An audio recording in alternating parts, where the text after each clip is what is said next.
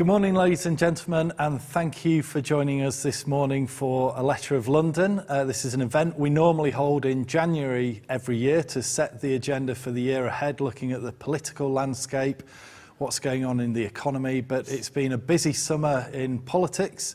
We have a new Prime Minister, a new Cabinet, and we thought it was a good time to have a special version of the event to make sense of what's gone on and how it's going to affect markets and politics moving forward.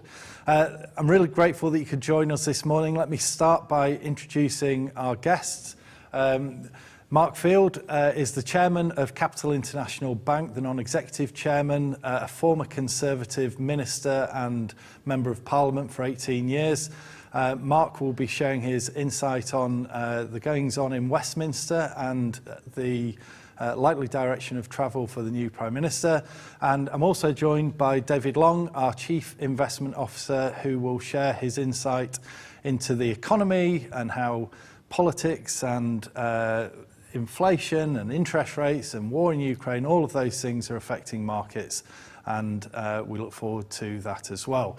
There's an opportunity for you to ask questions as we go along. Please use the chat section online. It's very easy to use. So if you post your questions in there, I may ask them as we're going through if they're relevant to the topic that we're focused on.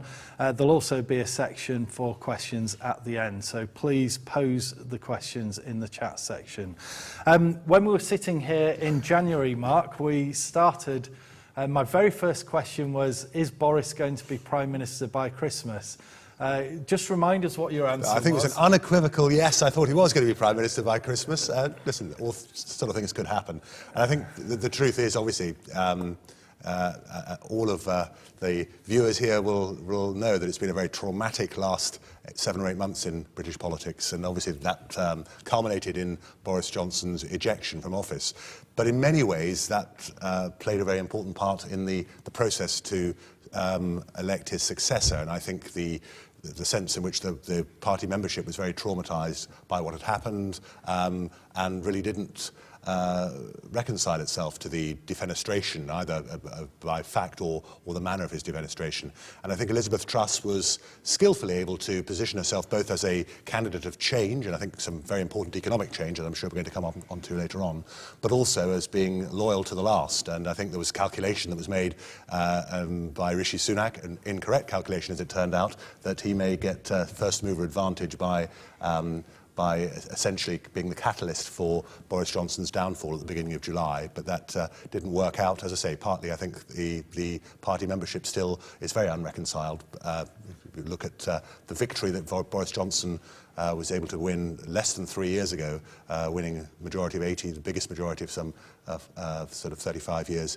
And so I think it's very uncertain as to how politics plays out. And of course, all of it plays out in the context of two things. One, obviously, all that's been going on with the constitutional upheaval, and we'll talk a little bit about that. And obviously, rightly, politics is on hold for the next few days, pending Her Majesty's funeral and the period of mourning. But it will start with a vengeance immediately afterwards. And Mark, two questions.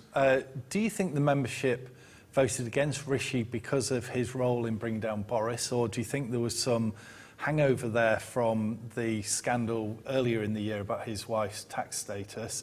And secondly, just offer a few comments on the makeup of the new cabinet. It's a very diverse and different cabinet. Yes, I mean, I think as far as Rishi Sunak was concerned, it did occur to me immediately when it was obvious there was going to be a change. I felt that Rishi Sunak was going to get to the final two, but he wouldn't win. And it was clear there was enough of a push against it. I think a little bit was actually less to do with his wife's status. I think more to do with his own status. After all, he had a green card as recently as September last year.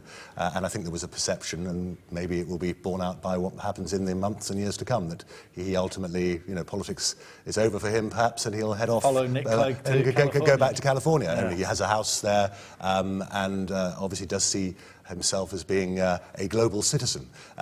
So I think that was part of the thinking that was in mind. But I think there was just that sense in which his campaign had been very orchestrated, the Ready for Rishi slogan that had been in place. And clearly he had a phalanx of people who were big supporters of his, big figures within the party.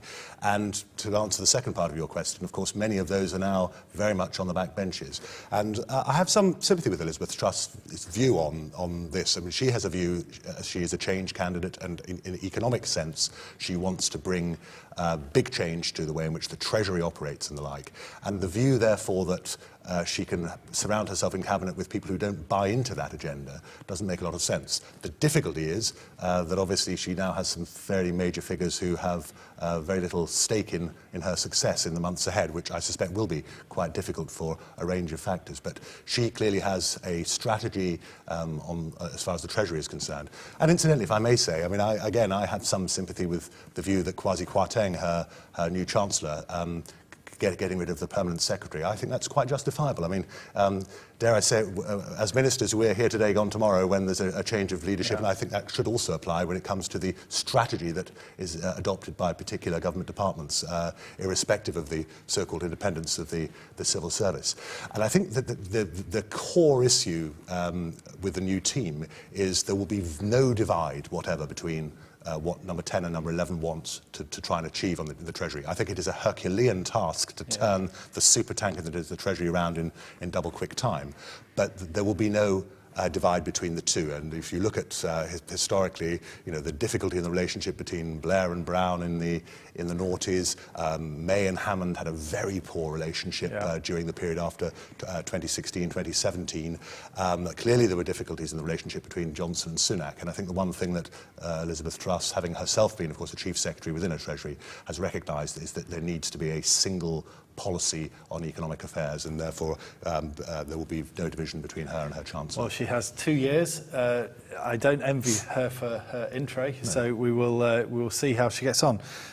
David, how have markets responded to Truss's appointment, her cabinet, and her early policy actions, particularly to deal with spiralling energy prices?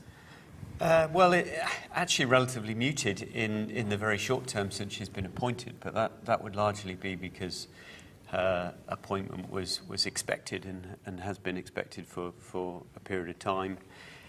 We have seen, and also because other international factors are just far more important in terms of direction of markets at this moment in time. But I would say there's a couple of notable things that are important and stem directly off the change of policies that we're starting to see. One is UK bond yields, where we've seen interest rates rising perhaps a little bit faster than elsewhere, certainly faster than in the US. We've seen about a 50 basis point increase in UK 10-year yields over the last month or so.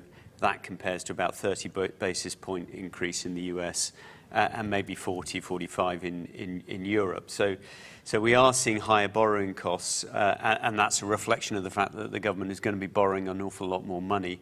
I think that is one factor. The other thing we've seen is a slightly weaker pound, and that's tied up with the same kind of factors. We're going to see a lot more debt in the UK.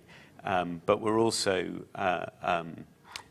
seeing a weaker economic outlook from the UK versus the rest of Europe, and particularly versus the States, which, sterling weakness is largely a function of dollar strength. But there is that additional factor of concern that's come about as a result of the changes here. And we'll explore some of those areas as we move forward. We will be looking ahead, but Mark, I'm interested, thinking about the policy actions that Liz Truss has taken, are there any parallels in history that point to the success or otherwise of the Prime Minister's plan? Well, I think it's interesting. We're going to have a big fiscal event. It won't be called a budget, but it'll be the equivalent of within the next 10 days. And it is ironic. It is exactly 50 years ago that Anthony Barber, the then Conservative Prime Minister in 1972, gave his third budget.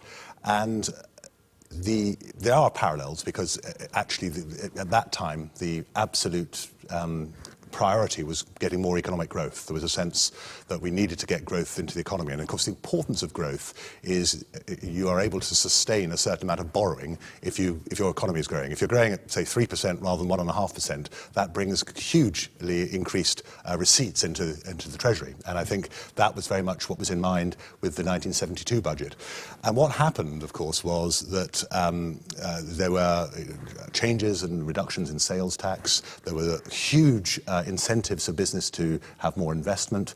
There were tax cuts that came into place, quite similar to the menu that I think may well be in play during the fiscal event that takes place later in the month.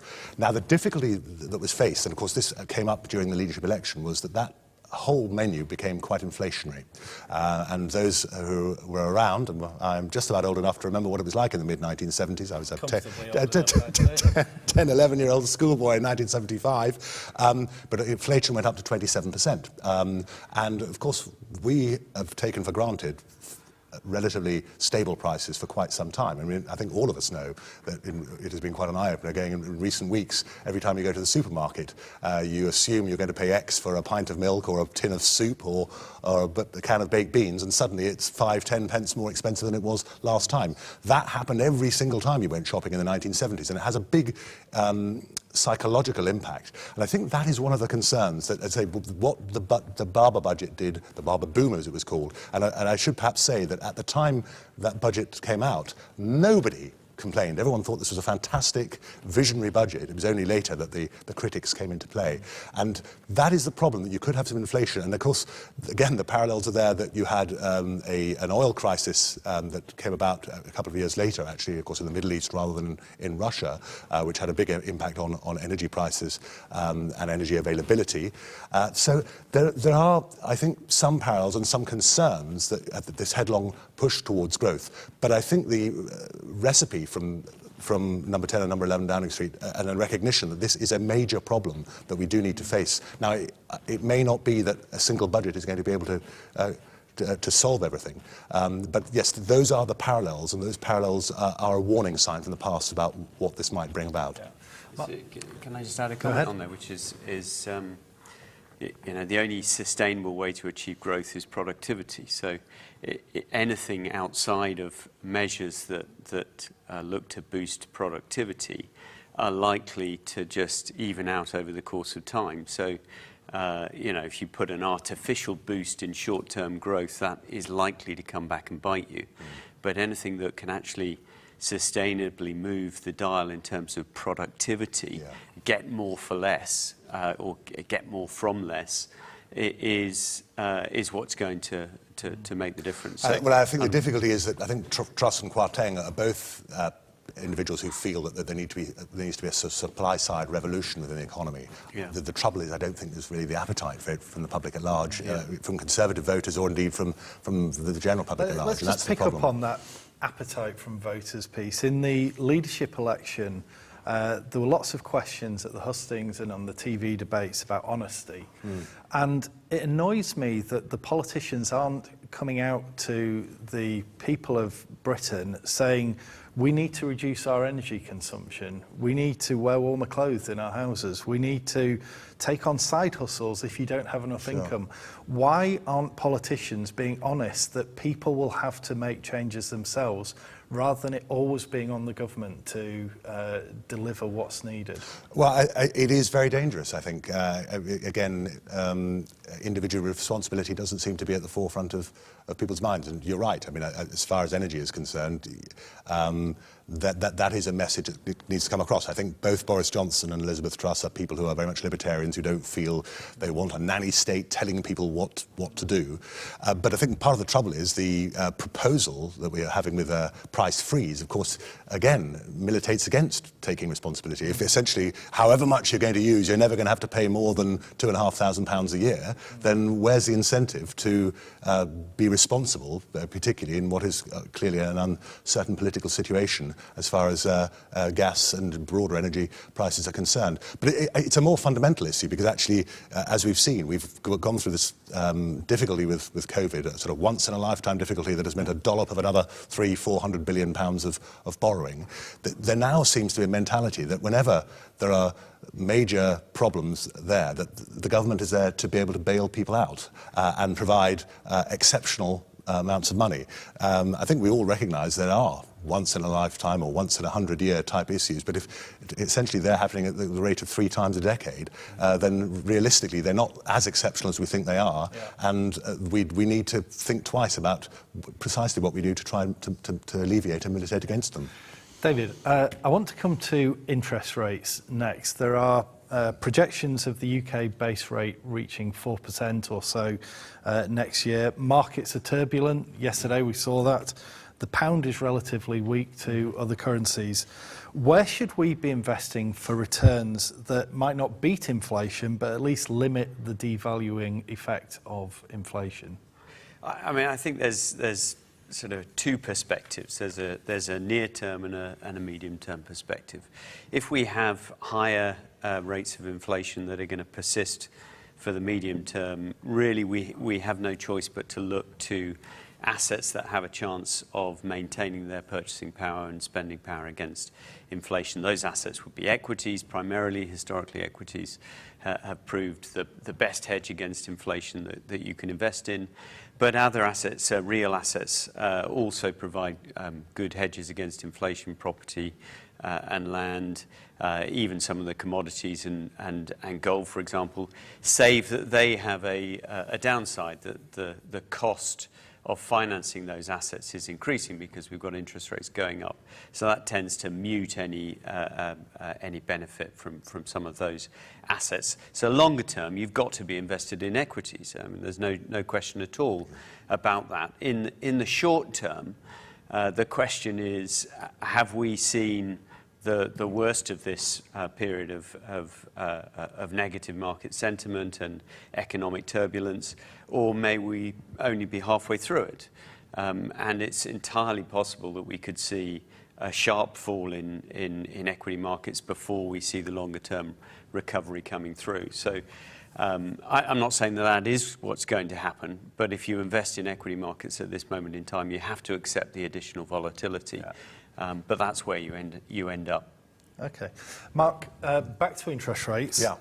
Some estimates of the Prime Minister's package to deal with the cost of living crisis and tax cuts add up to some £160 billion sterling. It's very easy to borrow money, but the interest rates on that debt is going to be astronomical. How is the government going to afford this without making massive cuts to other budgets? Well, I would wryly recall that when I was in Parliament and the last general election that I fought as a candidate, it was only 5 years ago in 2017, we were all deriding Jeremy Corbyn for his magic money tree. It seems we've got a magic money forest that has emerged in the last half a decade. No, I mean,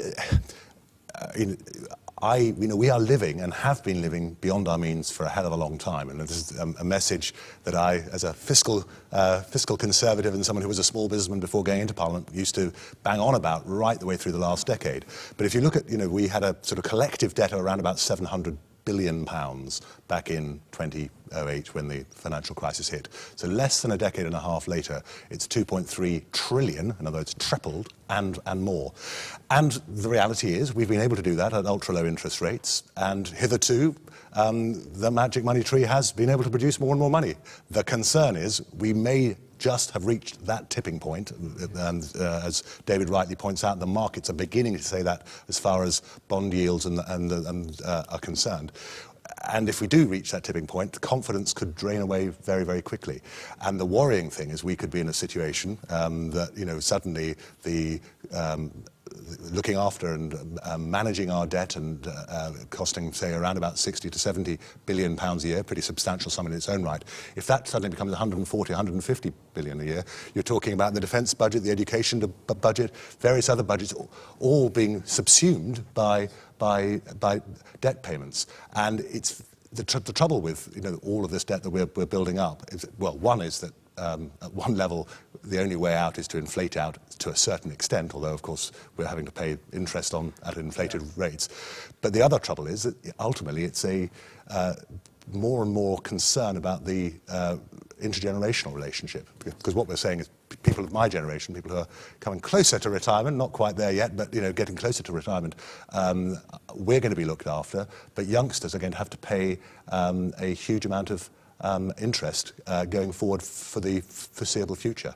And as I say, at a time of war, you do that. And of course, in the immediate aftermath of the war, we had, we did have a big debt pile. It was paid down partly because we were able to keep, in a time when there were far less open international capital markets, we were able to keep our interest rates at a slightly lower level than inflation, and people were able to deal with that, not least because we had capital controls as well. You didn't have that many options. But nowadays, in a globalized financial economy, it's much more difficult to be able to achieve that sort of reckoning. It's extraordinary that this has happened at a time of Conservative government, largely. And also, if you remember, I mean, this was the age of austerity for the first sort of 6-7 years of that Conservative government, and to see the debt levels triple, as you say, during that period of time is quite extraordinary. The UK is not alone, obviously. I mean, the same thing has happened in many other countries around the world, and our debt to GDP levels running at about 95%. Are not uncommon with others. The US is above 100% and many others as well. But it is unsustainable, and I very much pick up the point about intergenerational challenges and issues. And it's got to be dealt with at some point. Well, and the unsustainability, of course, also applies, dare I say it, to the two big elephants in the room that we aren't really talking about. One is the increased health costs that, with an aging population, that the health budget is going to have to get much, much larger, or we're going to have to find alternative ways, even with our beloved NHS, to have an insurance or part insurance-based system. And, of course, the other thing is public pensions. I mean, that is... and I do have to say, I obviously have a parliamentary pension that I qualify for at 65. I don't have to wait till 67. Not too long to wait. Steady, Greg. 7 years and 1 month, to be exact. But actually, in my own mind, and I think most people, dare I say, who are going to be benefiting from final salary pensions need to think in these terms. I have mentally taken a view, I'm probably going to have to take a haircut on that. I'll be getting 20-25% less than I want, because I just don't see how it will be sustainable to pay those sorts of public pension provisions for the future. We're going to move on in a moment to other global events, but David, before we do, I'd like to get your view on sterling and exchange rates. Some commentators, not all, but some commentators are pointing to sterling moving to one-to-one parity with the dollar in Q1, Q2 next year. How do you see exchange rates moving, and what is the weaker pound doing to the attractiveness of UK assets? Well, the short answer is let me look in my crystal ball. Exchange rates are notoriously difficult to predict. And so I'm a bit cautious of predicting them. I would be very surprised if the pound went to parity against the dollar. It's entirely possible, but I would be very surprised about it. Certainly, I think levels of 110 or 109 are likely to be seen. But we've already seen a substantial slide in sterling against the dollar, and it's probably enough. In reality. And of course, the future of relative currency values is based on a number of factors, but the economic strength of the economy that you're dealing with, the level of interest rates relative to other countries. And of course, if we're going to see interest rates up at 4.5%, as is actually already being discounted by markets, then the pound should hold its value against other currencies reasonably well. I think the story, as I mentioned earlier, is really one of dollar strength and is really a reflection of the state of the global economy and some of the aftershocks, if you like, of COVID and all of the impact of that. And of course, the dollar is the natural safe haven for all these different things. We also have the Ukraine war, which we might come on to in a moment, but this is distorting things. So it's very much impacting European economies much more dramatically than it is across the Atlantic, and therefore the US economy looks as if it's going to withstand the current events much more robustly. Hence, dollar strength not to be a surprise at all. And what will probably happen is when we start to see things normalise again, we'll get the reverse occurring. Yeah. Obviously, COVID's still having an impact on China and supply chains affecting companies. More recently, the biggest cause of the spiralling costs and inflation is the Russian invasion of Ukraine. Earlier this week, reports in the media pointed to significant Ukrainian territorial gains against the Russians in Kharkiv. Even Russian media reported the same, although their retreat was reframed as regrouping. Mark, is this a breakthrough that signifies the chance that a Ukrainian victory might actually be possible? And how will Putin respond? Possibly. I'm always a bit doubtful about much of what we hear about within this war. There's no doubt the Ukrainians have done very well at winning the propaganda war in the last 6 months, and obviously what has happened to them has been an appalling situation, and one hopes that these reports are borne out by the facts. But I think we should be a little bit doubtful about what that actually means. The truth of the matter is that, again, if for Ukraine to win means winning back huge swathes of land that have been taken, and I think that probably is something that would take quite some time. I think the other thing that they then follow the next question is, well, does Putin survive? Well, if he doesn't survive, is he going to be replaced by some Democrat? I suspect not. It'll be by an even more hardline nationalist who will come into place. And whether it is Putin or whoever else might be there in the foreseeable future, I think there is little doubt that the whole energy and gas supplies are going to be used as an economic weapon against the West. So, and I think the part of that, of course, is to put ever more strain on the unity of the West. And I think what has been quite remarkable, and I wouldn't necessarily have predicted this back in February and March when this whole thing began, is just how united the West and Western Europe have stayed. Now, that could fray quite considerably if living standards are badly impacted by both by the absence of supply, but also by the increased price of oil and gas in Europe. And there will be, I think, ever more loud voices saying we need to have a settlement of this situation. We need to resolve this, to get some sort of ceasefire, some sort of partition, perhaps, of Ukraine as is. And that, of course, as we know from history, simply kicks into the longer grass the problem. It wouldn't resolve the issue between Ukraine and Russia. Interestingly, I think the EU are talking today about multilateral restraints on energy use to be implemented in the EU with winter around the corner. So we'll see how the public respond to that and whether their appetite to keep supporting Ukraine continues. David, it might seem far-fetched in the short term, but what would a solution to the Ukrainian crisis, whatever that solution looks like, what would that do for markets, for inflation, for interest rates? Would they bounce back as quickly as they were affected at the start, or would it be longer? It would have a dramatic impact. I suspect it is a bit far-fetched. I actually feel very nervous that we're at a dangerous moment, and Putin's analogy of a cornered rat and be wary of a cornered rat is apposite at this moment in time. What will he do when he's being seen to lose this war? What options are available to him? That makes me very nervous as to what he might do.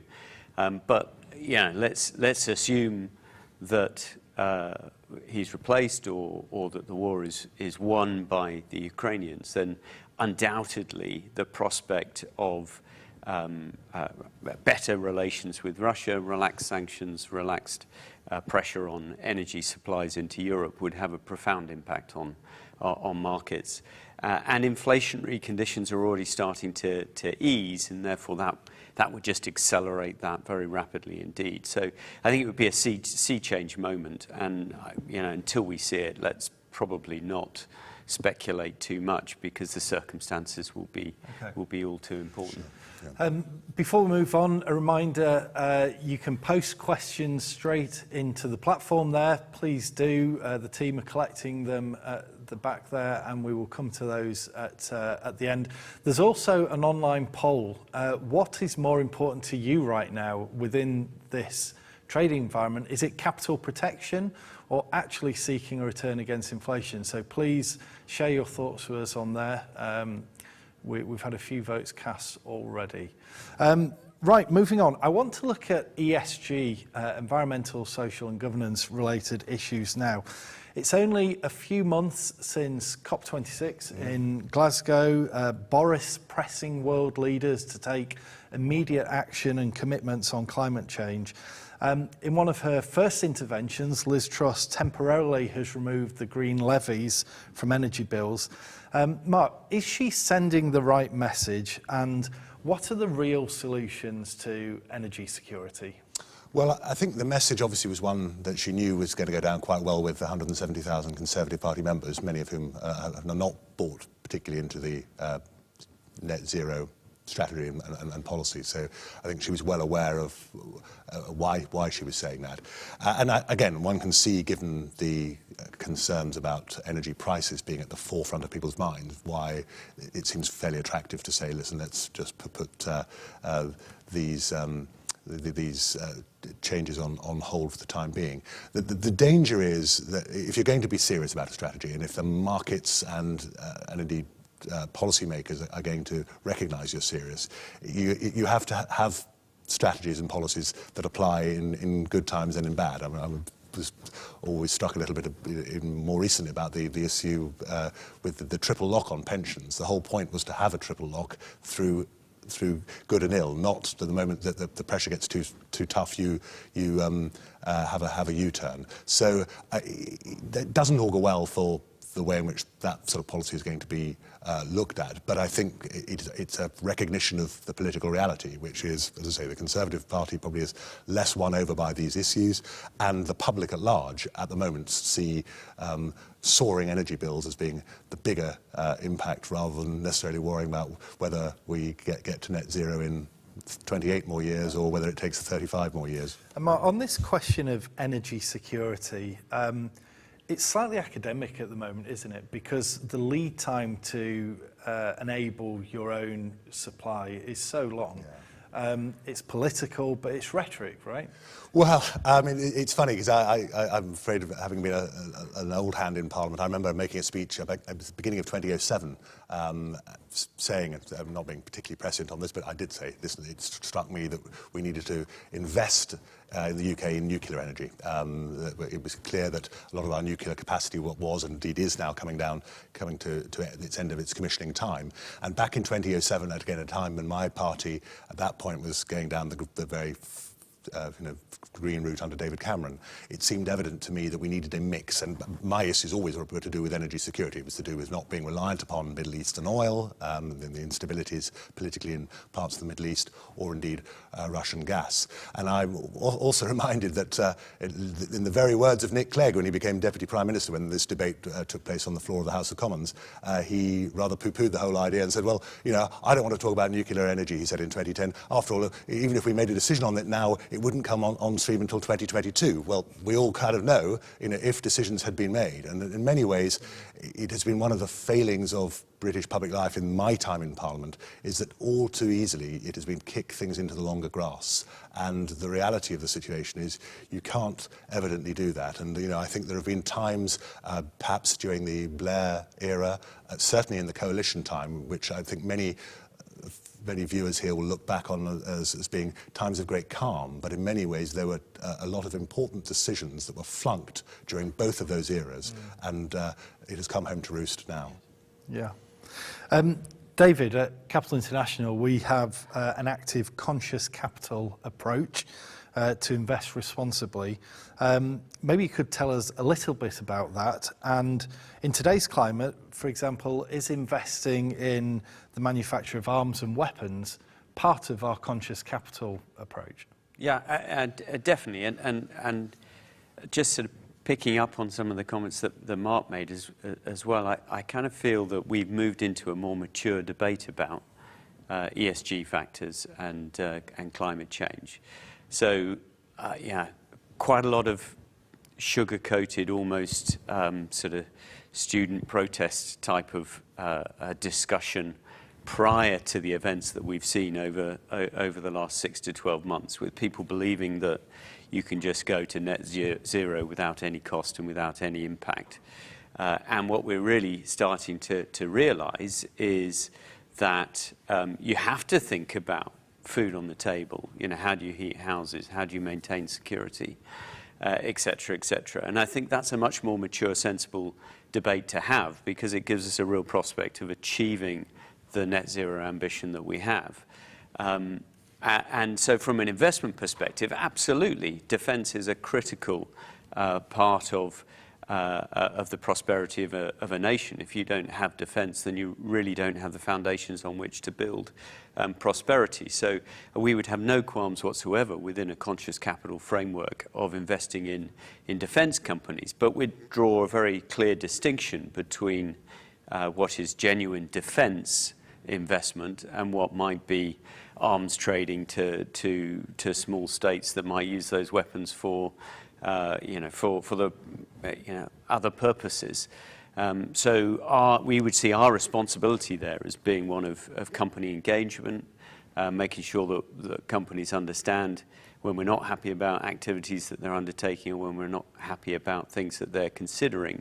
And ultimately, we can vote with our feet and sell a stock if we feel that enterprise is Mark, not. just on the energy companies, Keir Starmer and the opposition are pressing very hard for windfall taxes on the likes of BP and Shell that have been making enormous profits earlier this year. If you were in government now, what would your position be? What would you be voting for? Would you raise money from the supernormal profits of the private companies? Or I think Truss has been saying that would dent the attractiveness of the UK for investment. Where would you be? Well, of course, we had this debate at the beginning of the year, and indeed, finally, kicking and screaming, the Conservative government under Boris Johnson and Rishi Sunak did agree to a windfall tax. The conceptual danger with windfall taxes is that if you can be sure that there's a particular set of circumstances whereby it is a one-off, you'll recall that when the monetarist policy was brought in by Margaret Thatcher in the early 1980s, which led to very high interest rates, there was then a single windfall tax on the banks. So there's nothing instinctively unconservative about it. But the danger is that ultimately it distorts investment decisions, not just immediately, but in the longer term, because actually you think every time you are heading towards super profits, which obviously are in the public domain, you'll get another windfall tax. It'll be only too easy for a government to come and clamp down. So it isn't the answer to everything. I mean, I remember actually being on several finance bills, both as a front bench spokesman and as a backbencher. And of course, every single year you tinker with the North Sea oil tax arrangements to reflect prices. There's a sense, well, we have North Sea oil, it should be for the common good, not just for the companies who obviously are spending vast amounts of money to exploit this, but ultimately we should be able to tinker the tax on a year-by-year basis. So I think it's a bit of a red herring to be totally anti a windfall tax. But what is evident with the current government is that their plan, whilst we are not having a windfall tax, essentially we're going to be having a great big slug of additional borrowing. It's not going to be targeted. In fact, it would be quite difficult to target it, but it's going to apply across the board. There will be a cap, and the cap will remain in place for energy costs. As I say, the bigger difficulty with that is that it's all too easy to insert and install a cap, very difficult to loosen it at a particular point. So expectations are raised by the public at large. It's always just a question of who pays, isn't it? I mean, and it's a bit of sleight of hand in both examples, either a windfall tax or borrowing. Both appear to be paid by somebody else, but in actual fact, they're both paid for by all of us. So, you know, the main holders of energy company shares who will pay for the windfall tax are your pension funds, and that's you and me. And everybody else out there, by the way. And of course, the people who pay for the debt are also you and me. So either way, they're just different ways of paying for the same thing, and it comes back to who pays, and that's largely us. Interesting, just looking at the poll, what is more important to you right now? Capital protection, 65% of people are saying so. 35% seeking returns against inflation. Not especially surprising. Well, actually, I'm interested by the response. It's not surprising, but the strength of the bias towards capital protection is interesting. It does also reflect a lot of sentiment in the market. And a lot of positioning from asset managers is very, very negative and very cautious. The contrarian in me would say, well, that's an interesting signal that we may actually have a lot of negativity priced into markets. But certainly very interesting to see that figure. And I think also possibly a presumption, and maybe a wistful presumption, that inflation is only a relatively temporary factor here, but it may well be baked into the system. And I think, David touched on the issue around Ukraine being an important aspect of inflation.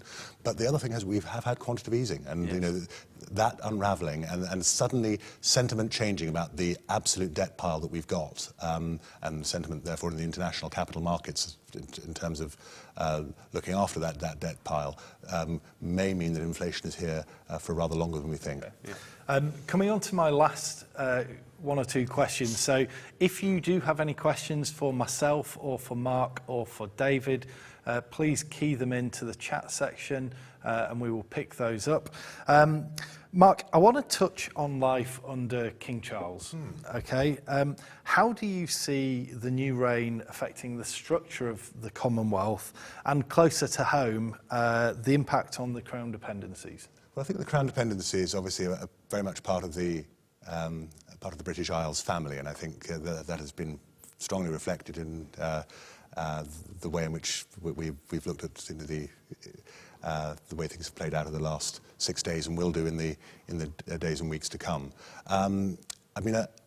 Obviously, I think the passing of the Queen will have a major psychological impact on this country, and we don't see that yet, for rightly so. We're very much in a mourning period. I think King Charles hasn't put a foot wrong in the last few days. I think of all the royals, I obviously as an MP, when I had some dealings with the royal family, I was a Privy Councillor, so I met the Queen in person, and when I was a Foreign Office Minister, we had diplomatic receptions at Buckingham Palace. But I probably met Charles over the years in representing the seat I did more often. I was always very struck by his genuine sense of interest. You had to deal with boring politicians morning, noon and night, as well as members of the public, but he always had a real interest in what I'd done, the travel that had taken place, my impressions had been going to different parts of the country. Do you think he'll have to temper his opinions now? I think he's made it absolutely clear that he will do that. And in many ways, I think one of the other things one was very struck by in the interviews, he is now a 73-year-old man. He is a slightly older, wiser man as well. And then possibly some of the opinions that he had, some of which on things like architecture and on climate change have very much come home to roost. That were seen as slightly radical opinions 30 years ago, now more mainstream. But he also, I suspect, that it was born out of frustration of his role, and now he has the role, and it's very clear that William and Kate, the new Prince of Wales and Princess of Wales, are very much part and parcel of the package, not least because his reign is likely to be a relatively short interregnum. I don't think he's going to reign as long as his mother, for example.